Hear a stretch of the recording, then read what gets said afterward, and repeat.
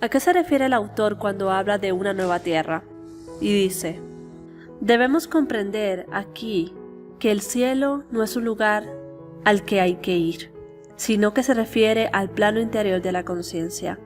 Este es el significado esotérico de la palabra y también el significado que tienen las enseñanzas de Jesús. Por otra parte, la tierra es la manifestación externa de la forma, la cual es siempre un reflejo del interior. La conciencia colectiva de la humanidad y la vida en nuestro planeta están íntimamente conectadas. El nuevo cielo es el florecimiento de un estado transformado de la conciencia humana y la nueva tierra es su proyección en el plano físico. Levanta la mano si quieres la paz mundial. Eso nos incluye a todos, ¿verdad? Pero a pesar de que una abrumadora parte de la población está a favor de lograr la paz mundial, no parecemos saber cómo encontrarla. Luchamos por encontrar la solución para poner fin a tragedias globales como el hambre, la pobreza y el abuso infantil. Pero, ¿y si pudiéramos descubrir la solución? El autor plantea que hacerlo requiere que ataquemos la cuestión central del problema. En pocas palabras, necesitamos encontrar la causa fundamental que nos impide alcanzar la paz. Así que, ¿qué es lo bueno? El autor atribuye nuestra falta de paz a dos cosas: los defectos inherentes de la humanidad y nuestras mentes. Y en el transcurso de los capítulos restantes, examinaremos las teorías y soluciones que presenta Eckhart Tolle para el fin del sufrimiento de la humanidad. ¿Alguna vez has notado cuántas canciones tienen títulos similares? ¿O la riqueza de la poesía dedicada a reflexionar sobre la violencia, la agitación y el dolor de la existencia humana? A veces, especialmente durante una pandemia mundial, es fácil sentir que el mundo entero se ha vuelto loco. Y de hecho, la religión hindú tiende a estar de acuerdo. Citando un proverbio indio que afirma «la mente es maya», el autor reconoce que en el hindi, maya significa enfermedad mental. Generalmente no se utiliza para indicar la enfermedad de una persona, sino para reconocer un tipo de delirio masivo. Pero simplemente el concepto de maya postula que sí, el mundo entero está básicamente loco. El budismo comparte el concepto de maya, pero con un pequeño giro. En el discurso budista se llama dukkha, y en lugar de indicar un estado colectivo de locura, el budismo sostiene que dukkha, o miseria, es el escenario predeterminado para la raza humana. Debido a que nuestra existencia es inherentemente tensa y conflictiva, el budismo sostiene que necesitamos una relación de fe para trascender dukkha y encontrar la paz. De manera similar, el cristianismo define la locura del mundo como pecado. Pero en la traducción original del griego antiguo de la Biblia, la palabra usada para pecado se traduce literalmente como errar el blanco. Eso significa que si la paz o la perfección es el estado al que debemos aspirar, cuando pecamos, los seres humanos fallamos y no alcanzamos nuestro objetivo final de existencia. Es como lanzar una flecha, pero que no dé en el blanco. Eso es pecar. El autor reconoce que aunque cada una de estas religiones lo define de manera diferente, todas tienen un poco de razón a su manera. Y a pesar de sus diferencias, también pueden estar de acuerdo en una verdad fundamental. Los seres humanos tenemos la capacidad de hacer mucho bien, pero también estamos inexorablemente impulsados por una fuerza tóxica que nos lleva a cometer actos atroces unos contra otros. Basta pensar en el Holocausto, por ejemplo, o en la prevalencia del abuso sexual infantil. Estos actos son indescriptibles y, sin embargo, nuestra tortura a los demás parece interminable. De hecho, como reconoció James Anthony Freud, los animales salvajes nunca matan por deporte. El hombre es el único a quien la tortura y la muerte de sus semejantes le resultan divertidas en sí mismas. Entonces, ya sea que pensemos que el problema humano fundamental es maya, dukkha o pecado, la pregunta central que deberíamos hacernos es, ¿cómo podemos detenerlo? ¿Es a través de la religión? ¿A través de la terapia? ¿Cómo mitigamos nuestra naturaleza humana inherentemente destructiva? Muchas personas encuentran consuelo al cultivar una relación de fe, ya sea que se identifiquen como budistas, hindúes, musulmanes, cristianos o una de las muchas otras religiones del mundo. Personas de todo el mundo darán fe de que su fe es la luz guía, que es la correcta. Sin su fe, argumentan, cederían a sus peores y más egoístas deseos. No tendrían ninguna motivación para convertirse en mejores personas. Y el autor reconoce que esto ciertamente puede ser cierto. Su intención no es argumentar que la religión es ineficaz o que nadie debería preocuparse por ella. Más bien, su objetivo es explorar las formas en que los principios religiosos a menudo han sido distorsionados, creando una subcultura de violencia y prejuicios que a menudo se practica en nombre de una religión que de otro modo sería pacífica. Consideremos, por ejemplo, las enseñanzas de la Biblia. Jesús aconsejó a sus seguidores a amar a su prójimo como a sí mismos, dar a los pobres y estimar a todos los demás más que ellos mismos. Por lo tanto, se esperaría que las personas que siguieran este modelo fueran amables, cariñosas y tolerantes por encima de todo. Y sin embargo, los cristianos suelen estar entre los primeros en participar en crímenes de odio contra los homosexuales, las mujeres que abortan y cualquier otra persona que no se alinee con su postura políticamente conservadora. En estos casos, las enseñanzas de la Biblia han sido distorsionadas para reforzar una agenda personal y darle la infalibilidad de la religión. Pero por supuesto, el autor sostiene que esto está mal. En este sentido, aunque la religión pretende hacer del mundo un lugar más amable y animarnos a renunciar a nuestros rasgos tóxicos, el cristianismo se está utilizando para alimentar la locura actual del mundo. Por eso el autor sostiene que seguir las enseñanzas religiosas no puede verse como la única forma de mitigar nuestra locura. Aunque pueda ser divinamente inspirada, lamentablemente cuando la practican las personas, la religión aún puede distorsionarse. El autor afirma que lo mismo se aplica a la ciencia, la tecnología y las artes, todas las cuales pueden ser cooptadas y corrompidas por mentes humanas enloquecidas. De hecho, el autor plantea que nuestros avances en ciencia y tecnología, en realidad, solo nos están permitiendo cometer actos más reprensibles. Entonces, si la respuesta no es la religión y la ciencia, ¿a dónde acudimos para resolver el problema? Si quieres deshacerte de una mala hierba en tu patio trasero, ¿qué haces? No basta con romper las partes superiores que se pueden ver, ¿verdad? Porque sabes que es más profundo y solo volverá a crecer. Es por eso que cavas debajo de la superficie y llegas a la raíz para poder atacar la maleza en su centro de crecimiento. Y el autor afirma que lo mismo ocurre con la solución de los problemas de toda la humanidad. Por eso tenemos que empezar por comprender que el ego humano está en la raíz de todos nuestros problemas. ¿Por qué? Comencemos pensando por un momento en lo que hace el ego. En pocas palabras, podemos pensar en nuestro ego como nuestra identidad. Es lo que nos define, es lo que nos hace pensar que sabemos quiénes somos y qué queremos. Pero como es egocéntrico, también nos mantiene envueltos en nuestras propias cabezas. Y según el autor, el ego es nuestra mayor barrera a la hora de desarrollar la autoconciencia. Esto se debe a que nuestro ego nos ayuda a aprender más sobre nosotros mismos, lo que nos gusta, lo que no nos gusta, lo que define nuestra personalidad.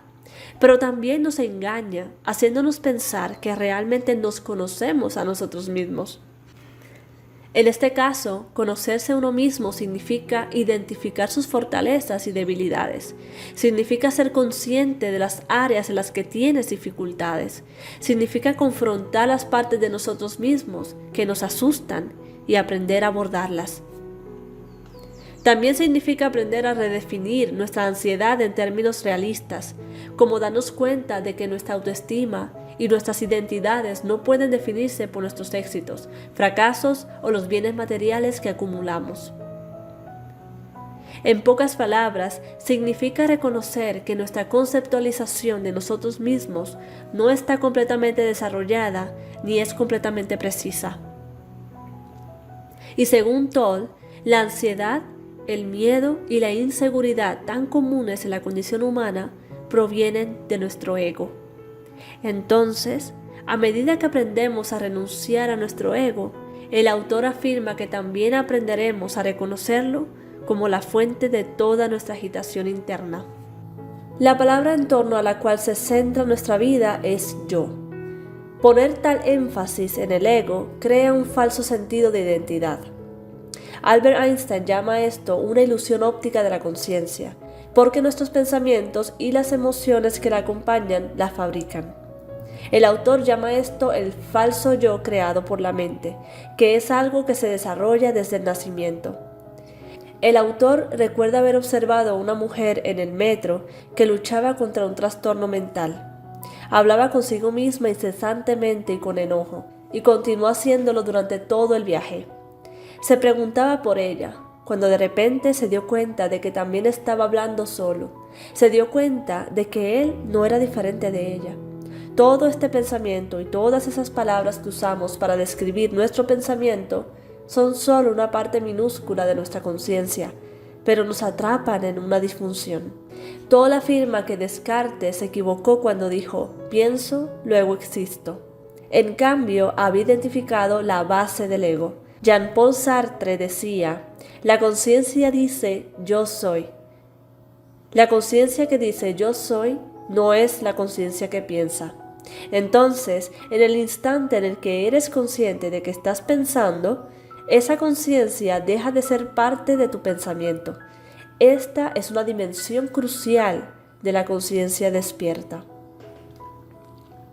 El ego también queda atrapado en la palabra mío. El término mí se asocia a sentimientos de propiedad, como mi carro, mi casa, mis cosas. Nos perdemos en una sobreidentificación malsana con nuestras cosas.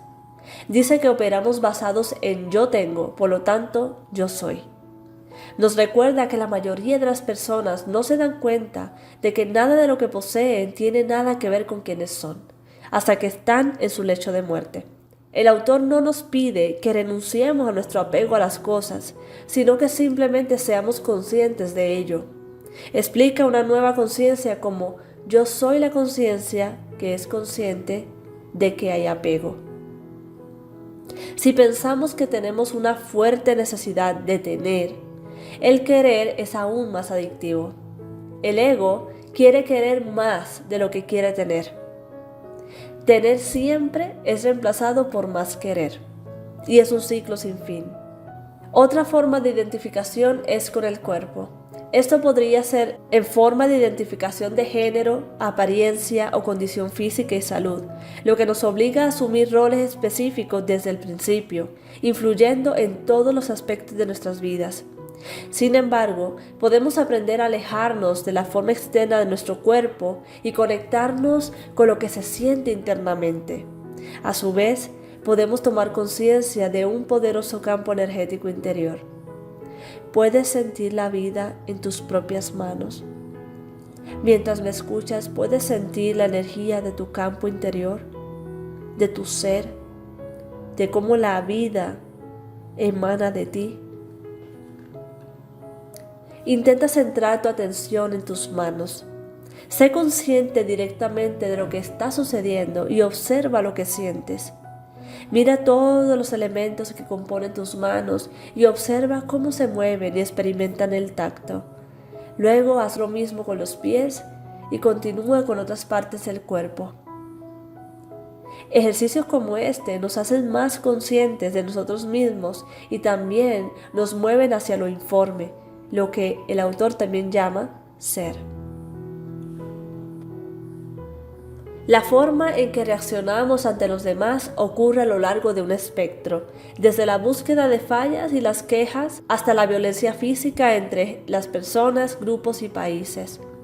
Quejarse de los demás fortalece nuestro ego y nos separa de los demás. Si podemos ver el comportamiento de otra persona como resultado de su ego, podemos aprender a no reaccionar.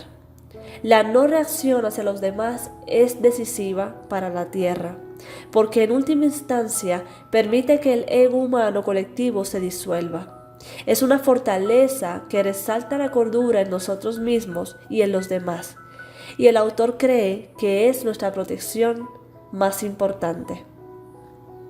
El problema es que nuestra búsqueda de fallas va acompañada de resentimiento, malestar o ira. Esto genera agravios que se vuelven colectivos y se desarrollan en la psique de una nación, causando a menudo violencia continua. Aferrarse al ego crea separación de los demás y sentimientos de superioridad. Cuando nos quejamos, sentimos que tenemos razón y que los demás están equivocados, lo que hace que nuestro ego se sienta muy poderoso. En situaciones de conflicto, cada parte cree en su propia historia y no quiere considerar otra narrativa. Cada uno está fijo en su verdad. Necesitamos no reaccionar ante el ego, tanto el nuestro como el de otra persona. Podemos ser compasivos cuando nos damos cuenta de que todos sufrimos la misma disfunción. El autor cree que las religiones, si se tratan como ideología, solo servirán al ego. Sin embargo, si la gente va más allá de esto, todas las religiones se refieren a la bondad interior. Jesús habló del Cristo interior. Los budistas se refieren a la naturaleza búdica y los hindúes utilizan el término Atman, el Dios interno. El autor recuerda haber leído un letrero que estaba frente a una casa que había sido destruida por un incendio. Decía peligro. Todas las estructuras son inestables.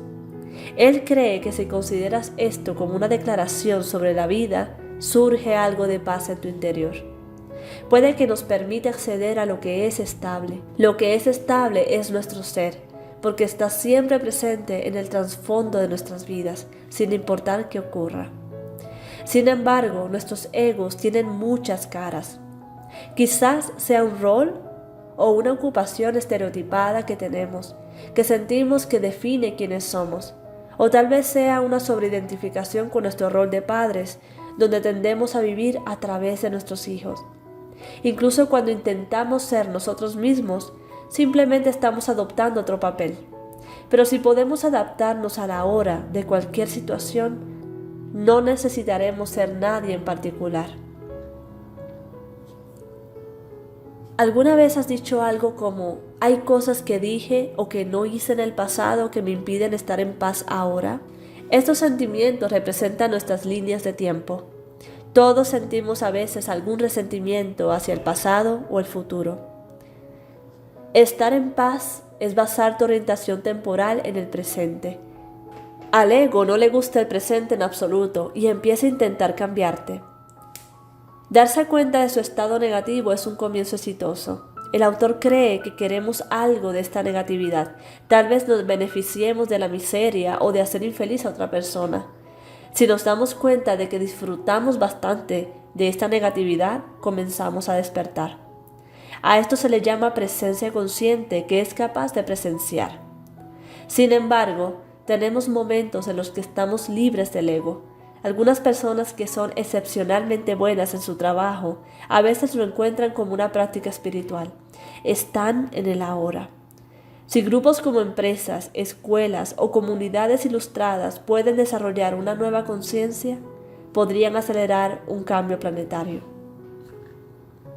Nuestros cuerpos reaccionan al pensamiento disfuncional con emociones negativas. La historia que nos contamos a nosotros mismos es lo que el cuerpo cree y a lo que responde en forma de emociones. Estas emociones luego devuelven energía a los pensamientos y así continúa el círculo vicioso. Nuestros cuerpos tienen su propia inteligencia, lo que nos permite responder a amenazas o desafíos. Es importante diferenciar entre nuestra respuesta automática al peligro externo y la respuesta del cuerpo a un pensamiento. Aunque inteligentes, nuestros cuerpos no pueden distinguir entre un evento y un pensamiento. Por lo tanto, cada pensamiento se trata como si fuera real, especialmente en lo que respecta a las emociones negativas. La acumulación de viejas respuestas emocionales negativas se conoce como cuerpo del dolor. Si podemos devolver nuestra atención al momento presente en lugar de escuchar nuestras mentes que nos cuentan historias, podemos reducir el impacto de nuestro cuerpo del dolor. Todos llevamos algún dolor de nuestra infancia. El problema es que nuestro cuerpo del dolor también desencadena el cuerpo del dolor en los demás. Entonces, cuando estás en una relación con alguien, también estás en una relación con su cuerpo del dolor. Algunas personas tienen cuerpos del dolor que rara vez descansan y reaccionan fuertemente ante lo que a otros les parece insignificante. Cuando experimentamos el cuerpo del dolor de otros, debemos intentar permanecer en el presente y resistir nuestras propias reacciones intensas.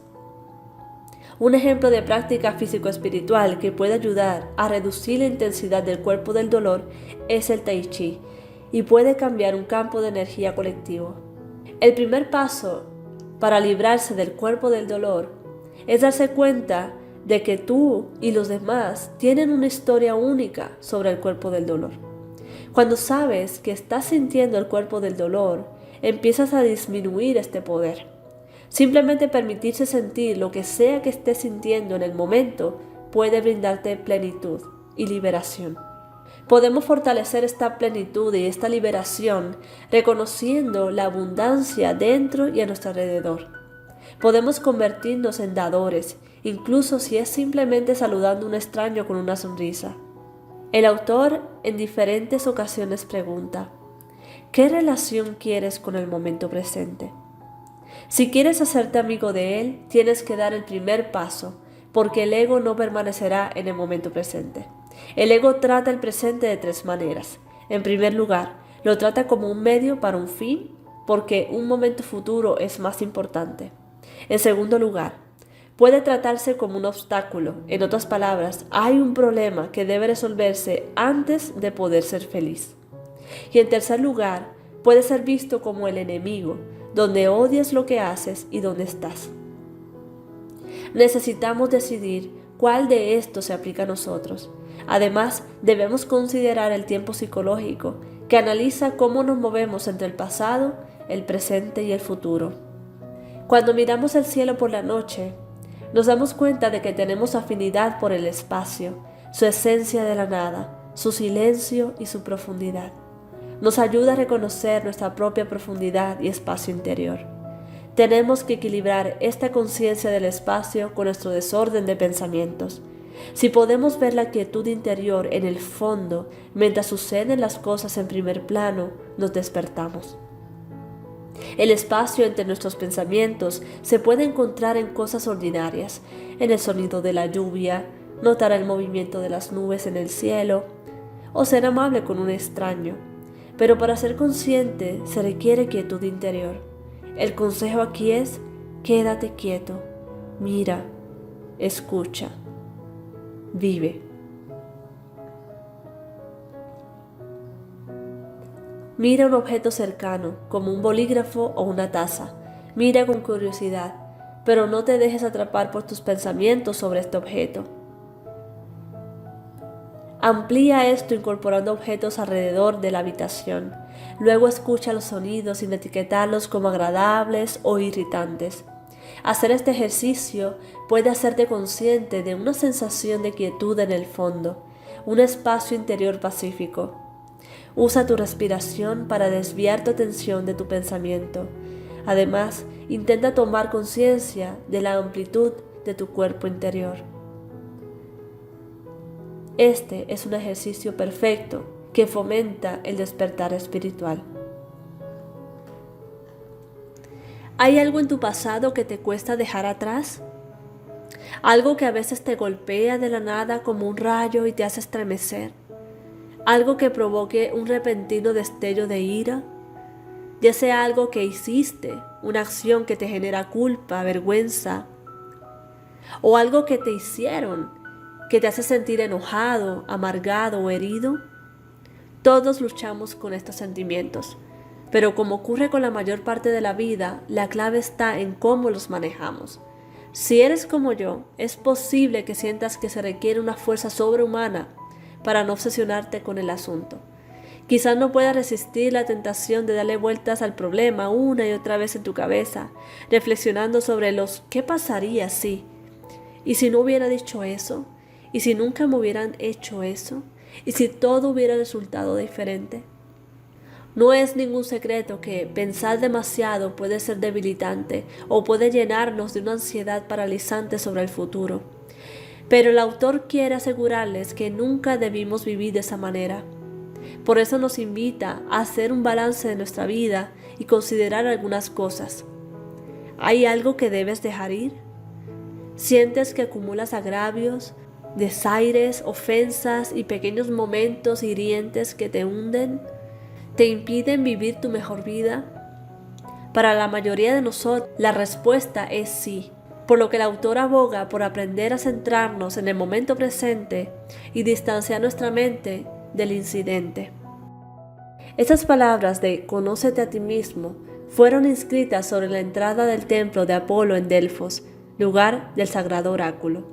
Lo que estas palabras implican es esto: antes de hacer cualquier pregunta, primero haz la pregunta más fundamental que harás en tu vida: ¿quién soy? No hay nada de malo en el psicoanálisis o en descubrir tu pasado, siempre y cuando no confundas conocerte a ti mismo con conocer tu historia. Todo lo que aprendas a través del psicoanálisis o tu pasado no eres tú, es contenido, no esencia. Ir más allá del ego es salir del contenido. Conocerse a uno mismo es ser uno mismo. Y ser uno mismo es dejar de identificarse con el contenido. La mayoría de las personas se definen a sí mismas por el contenido de sus vidas. Todo lo que percibes, experimentas, haces, piensas o sientes es contenido. El contenido es lo que absorbe por completo tu atención y con lo que te identificas. Cuando piensas o dices mi vida, no te refieres a la vida que eres, sino a la vida que tienes o pareces tener. Te refieres al contenido, tu edad, tu salud, relaciones, finanzas, situación laboral y de vida, tu pasado, así como tu estado mental y emocional. Las circunstancias internas y externas de tu vida, tu pasado y futuro, pertenecen todas al reino del contenido, al igual que los eventos, es decir, cualquier cosa que suceda. ¿Qué hay más allá del contenido? Lo que permite que el contenido sea el espacio interior de la conciencia. Las personas inconscientes, y muchas permanecen inconscientes, atrapadas en sus egos durante toda su vida, te dirán rápidamente quiénes son: su nombre, su ocupación, su historia personal, la forma o el estado de su cuerpo y cualquier otra cosa con la que se identifiquen. Otros pueden parecer más evolucionados porque se consideran un alma inmortal o un espíritu viviente, pero ¿realmente se conocen a sí mismos o simplemente han agregado algunos conceptos que suenan espirituales al contenido de su mente? Conocerse a uno mismo es mucho más profundo que la adopción de un conjunto de ideas o creencias. Las ideas y creencias espirituales pueden, en el mejor de los casos, ser indicadores útiles, pero en sí mismas rara vez tienen el poder de desalojar los conceptos centrales más firmemente establecidos de quién crees que eres, que son parte del condicionamiento de la mente humana. Conocerse a sí mismo profundamente no tiene nada que ver con las ideas que flotan en tu mente. Conocerte a ti mismo es estar arraigado en tu ser, en lugar de perderte en la mente. Tu sentido de quién eres determina lo que percibes como tus necesidades y lo que te importa en la vida, y cualquier cosa que te importe tendrá el poder de alterarte y perturbarte. Puedes utilizar esto como criterio para descubrir qué tan profundamente te conoces a ti mismo. Lo que te importa no es necesariamente lo que dices o crees. sino lo que tus acciones y reacciones te revelan como importante. Dice el autor que el mundo siempre se asegura de que no puedas engañarte por mucho tiempo acerca de quién crees que eres, mostrándote lo que realmente te importa.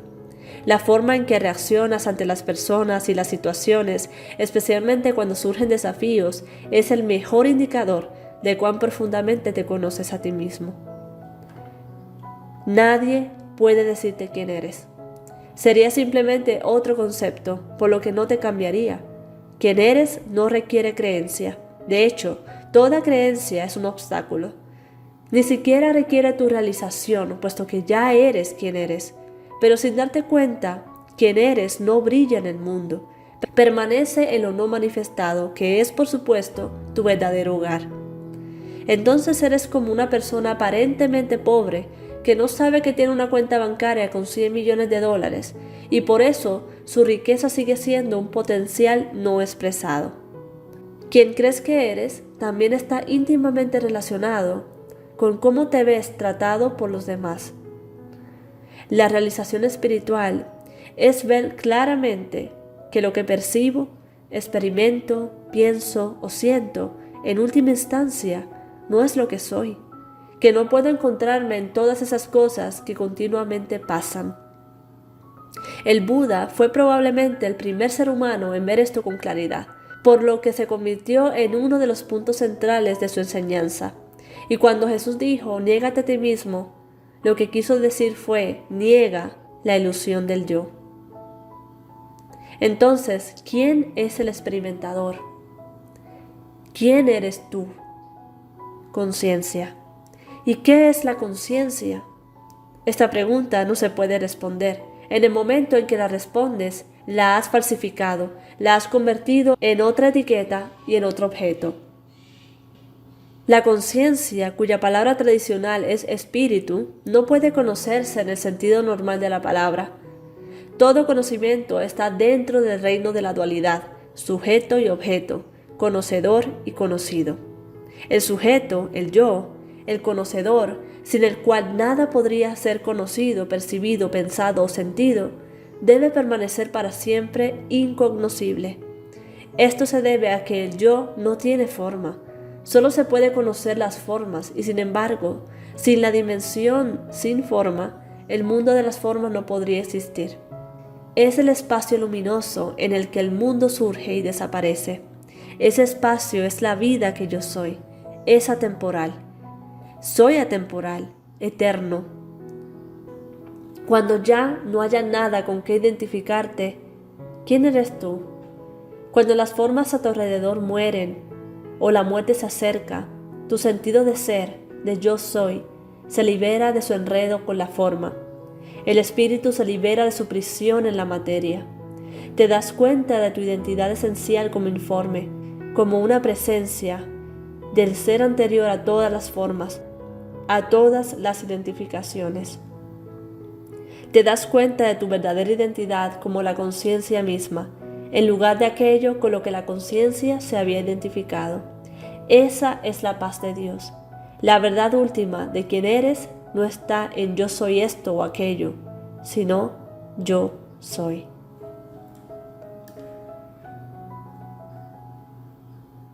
Como comentamos al principio de este libro, identificar tu propósito en la vida puede ser una tarea desalentadora y complicada. Después de todo, si discernir la razón de nuestra existencia fuera fácil, no sería una de las preguntas más frecuentes en el universo. No sería tema de debate interminable entre filósofos, profesores religiosos y psicólogos. Pero una cosa es segura: nadie puede alcanzar la satisfacción hasta que conecte con su verdadero propósito. Entonces, ¿cómo lo encuentras? Bueno, para empezar, el autor quiere que sepas que esta pregunta tiene múltiples facetas. No hay un propósito singular para tu vida, son dos. Los llama el propósito externo y el interno. Entonces, explorémoslos con mayor detalle. En realidad, el propósito interno es el mismo para todos. Esto se debe a que, en esencia, todo ser humano quiere alcanzar un estado en el que estemos presentes en el momento, pero sin pensar demasiado. En pocas palabras, queremos estar conscientes y en paz, y eso a menudo es difícil de lograr. Debido a que es tan difícil, frecuentemente confundimos nuestro propósito interno con nuestro propósito externo, basando el significado de nuestra vida en fuentes externas. Por ejemplo, digamos que, como yo, una faceta central de tu identidad era obtener buenas calificaciones en la escuela. Siempre obtuviste las mejores calificaciones de la clase durante toda la escuela secundaria y mantuviste la racha hasta la universidad. Pero ¿qué pasa si alguien más obtiene una mejor calificación? ¿Eso significa que tu propósito en la vida ahora no es válido? Es posible que te sientas así porque esta visión del mundo significa que tu propósito depende de dos cosas: que tú seas mejor que los demás y que otras personas sean peores que tú. Pero el autor nos recuerda que esa no es una forma saludable de vivir nuestras vidas. En cambio, deberíamos centrarnos en el estado de conciencia que nos motiva a perseguir determinadas metas. Por ejemplo, si nuestro objetivo es ser los mejores en algo, podemos saber que está motivado por nuestro ego y por tanto no es sano. Pero si realineamos nuestras metas para que nuestro nuevo enfoque sea aprender, crecer y desarrollar lo mejor de nosotros mismos, ese es un noble propósito externo del que podemos estar orgullosos. También se alineará con tu propósito interior y te ayudará a alcanzar la paz. Una vez cubiertas las necesidades básicas de supervivencia, buscas un propósito que le dé sentido a tu vida. Si bien la mayoría de los humanos se preocupan por el propósito externo de su vida y se concentran en lo que pueden lograr, el autor enseña aquí que esto es secundario frente al propósito interno. El propósito interno de todos es despertar. Y el autor define el despertar como un cambio en la conciencia en el que el pensamiento y la conciencia se separan, siendo la conciencia el espacio en el que existen los pensamientos cuando ese espacio se ha vuelto consciente de sí mismo. En otras palabras, las personas despiertas no se permiten perderse en sus pensamientos ni identificarse con ellos. El despertar es universalmente el propósito de la humanidad, ya que cuando un individuo se vuelve completo, se convierte en una parte consciente de la interconexión del todo y su propósito, el surgimiento de la conciencia en este mundo. Sabrás que estás siendo guiado más por tu propósito interno que por el externo cuando sepas que tu objetivo es estar en el momento presente, no viajar al futuro al servicio del ego. Aquí, la negación del tiempo cierra la brecha entre el propósito interno y el externo, entre el ser y el hacer. Eso significa que lo que estás haciendo se convierte en un canal a través del cual la conciencia ingresa a este mundo. La ansiedad y el estrés proyectados en el futuro son síntomas de olvidar el propósito interno, que es el despertar. La incertidumbre, que es un concepto aterrador para la mayoría de los humanos, puede ser un regalo cuando la aceptamos, convirtiéndose en una mayor vitalidad, alerta y creatividad. Como comentamos en el capítulo anterior, nuestro objetivo final como seres humanos es cultivar un estado de conciencia y paz simultáneamente. Aunque no lo expresemos de esa forma, esto es lo que motiva nuestro deseo fundamental de alejarnos de todo, simplificar nuestras vidas o escapar de la rutina diaria. Entonces, ¿cómo hacemos eso? Bueno, para empezar, el autor quiere que sepas que nunca encontrarás la paz escapando de tus circunstancias actuales o cambiando tu entorno externo. En lugar de dejar tu trabajo y gastar todos tus ahorros en un viaje impulsivo a Bali, el autor recomienda aprender a cultivar la paz y el disfrute en la vida que tienes ahora. En algunos casos, eso significa practicar aceptación. En pocas palabras, la aceptación significa hacer las paces con lo que sea que tengas que hacer ahora. Si, por ejemplo, estás trabajando en un trabajo que odias porque estás tratando de ahorrar dinero para la universidad, no te acerques cada día pensando cuánto odias tu trabajo o en lo mucho mejor que será tu vida cuando finalmente lo dejes. En lugar de eso, aprende a abrazar y aceptar el hecho de que tienes que hacer esto ahora mismo y aún podrás encontrar la alegría. Puedes hacer esto incluso si no te gusta o no disfrutas lo que estás haciendo, porque la aceptación consiste en encontrar la voluntad de persistir y no en amar una actividad desagradable. Para ayudarte a practicar la aceptación, el autor recomienda Recordar que incluso si no puedes controlar tus circunstancias, puedes controlar cómo te sientes al respecto. Puedes controlar tu forma de pensar. De hecho, a veces esto es lo único que puedes controlar y así es como puedes recuperar una sensación de empoderamiento. Esto a su vez te ayudará a abordar cada decisión que tomes desde un lugar de alegría y aceptación, y así cultivarás la paz incluso en medio de circunstancias desagradables. A menudo sentimos como si el mundo entero se hubiera vuelto loco. Ante la violencia, la maldad y el odio sin sentido, es fácil preguntarse cuál es el punto y por extensión cuestionar nuestro propio propósito en la vida. Pero el autor escribe para darle sentido a esta lucha, recordando a los lectores que la locura del mundo proviene de nuestro propio ego. En esencia, nuestro ego nos motiva a perseguir nuestros propios anhelos egoístas, a engañarnos a nosotros mismos y a actuar solo por impulso. Por eso teoriza que solo la comprensión, no la ciencia, la religión o la medicación, nos ayudará a darle sentido a la vida. Al comprender la naturaleza destructiva del ego, podemos aprender a trascenderlo, y como resultado podemos renunciar a las luchas triviales que dominan gran parte de nuestra existencia diaria. También podemos utilizar esta comprensión para desarrollar nuestro sentido de propósito, tanto externo como interno, y cultivar la paz a través del disfrute y la aceptación. El autor afirma que sería un error ver la nueva tierra como una utopía, porque las utopías, por su naturaleza, están orientadas al futuro. En cambio, la nueva conciencia que surge solo puede tener lugar en el presente, ya que el despertar como evento futuro no tiene significado, porque el despertar es la realización de la presencia, aquí y ahora. Una cosa sí sabemos, dice el autor: la vida te brindará cualquier experiencia que sea más útil para la evolución de tu conciencia. Cualquiera que sea uno con lo que hace, está construyendo la nueva tierra. A medida que surja la nueva conciencia, algunas personas se sentirán llamadas a formar grupos que reflejen la conciencia iluminada. Los colectivos iluminados cumplirán una función importante en el surgimiento de la nueva conciencia. La nueva tierra surge a medida que más y más personas descubren que su principal propósito en la vida es traer la luz de la conciencia a este mundo y así utilizar todo lo que hacen como vehículo para la conciencia.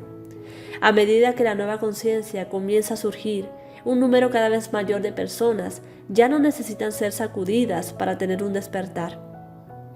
Aceptan el proceso de despertar voluntariamente, incluso mientras todavía están involucrados en el ciclo externo de crecimiento y expansión. Cumplir tu propósito primordial es sentar las bases de una nueva realidad, una nueva tierra. Una vez que esa base esté ahí, tu propósito externo se cargará de poder espiritual, porque tus objetivos e intenciones serán uno con el impulso evolutivo del universo. El hacer se desarrolla no solo más fácilmente, sino más poderosamente cuando se reconoce la dimensión del ser y por lo tanto se vuelve primaria.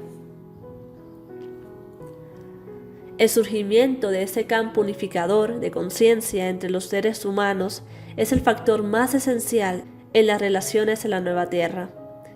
En la nueva tierra, la vejez será universalmente reconocida y altamente valorada como una época para el florecimiento de la conciencia.